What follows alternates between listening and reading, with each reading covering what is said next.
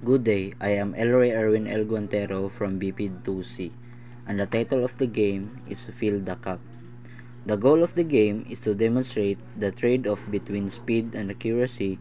Players use strategies to fill the cup quickly. While throwing, they need precision and to accurately shoot the sticks in the cup. The game consists of two groups, and the groups consist of two or more players.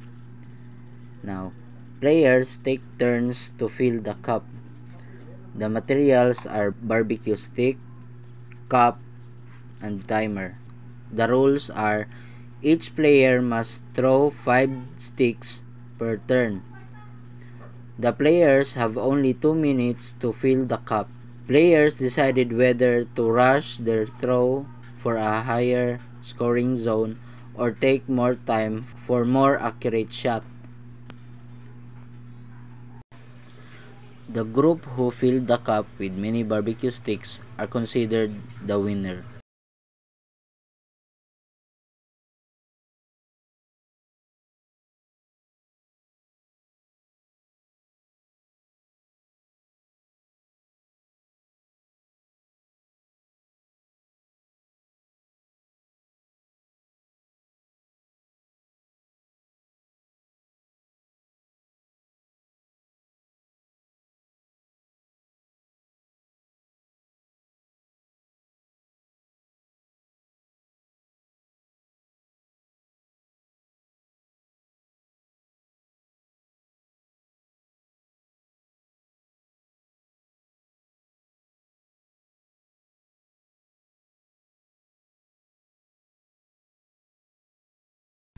Team A have 6 points and the Team B have 3 points.